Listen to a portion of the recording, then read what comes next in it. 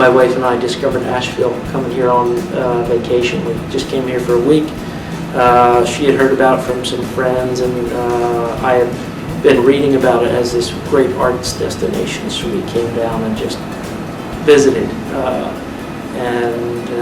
On our first visit, we absolutely fell in love. We could disappear in the mountains and hike with the dogs, and then be right back in town that night and go see a great concert and get a wonderful meal. And it's just,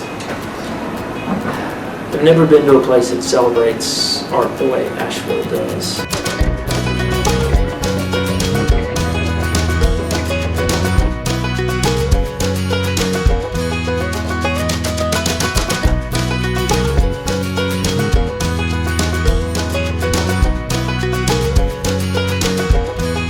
As an artist, I found Asheville to be just a really great place to land. Art here is viewed different than any place I've ever lived. It's not viewed as a luxury.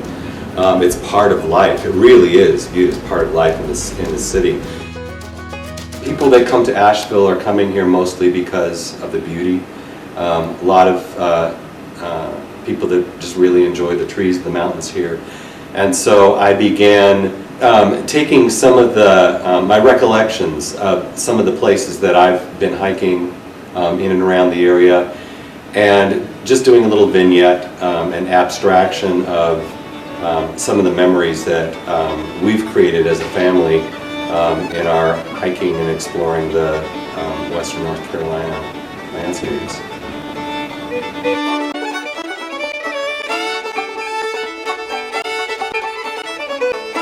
I've always had a studio by myself, off by myself, doing my own thing. And, what an incredible blessing to have creative partners that can help me with my work. And I'm influenced by their work and the mediums that they're using and where they're going with it is a direct influence on my work. And I'm just so thankful to be in this place, that this road is taking me to this place.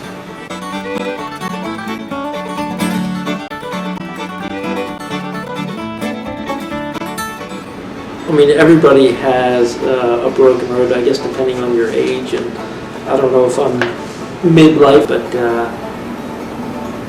I feel like I've had a lot of different experiences in my life, a lot of blessings, really tons of wonderful things, but some pain mixed in there, some hard times, but it's all led me to this place, to this studio, to Asheville. It seems like that's a place I was supposed to be my whole life and just didn't know it. And it's such a bizarre set of circumstances that bring us together here, and yet it was all meant to be. To me, the concept of broken is not a negative thing. I don't think my paintings or Phil's paintings are depressing at all. It's not a bad thing. To me, I think it's a good thing. I like hanging out with people most that know what it's like to be broken, who can be honest and real about not only the really great things that have happened in life, and there are lots of those, but also real about the painful things that have happened. And to me, I find that very therapeutic. I need to be able to do that with people.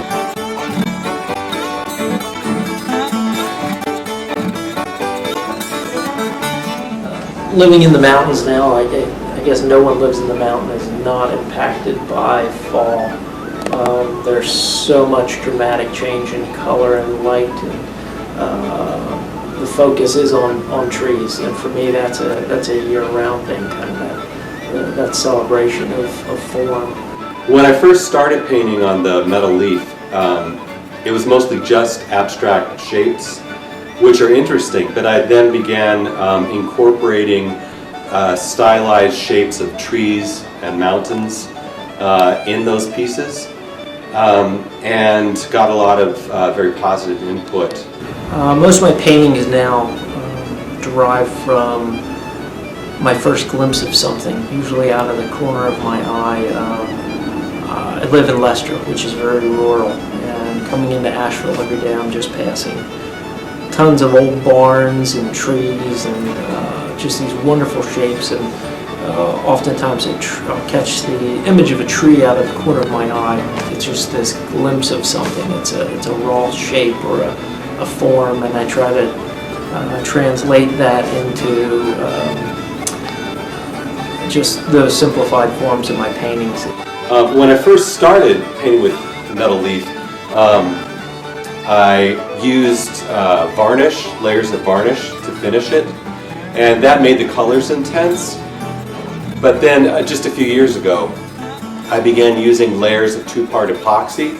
So it's gold leaf paint, two-part epoxy, gold leaf paint, two-part epoxy. And now I've got about 3 to 4, sometimes 5 layers of epoxy on the piece of art by the time I'm finished.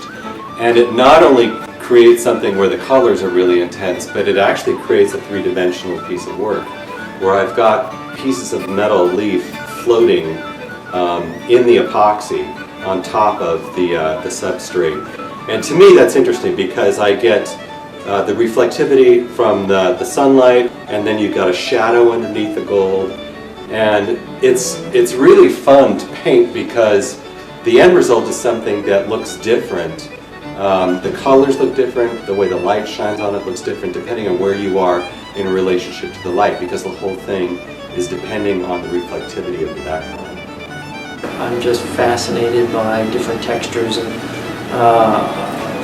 just I'll either build up a surface that's heavily textured, or I like to find textures in things that just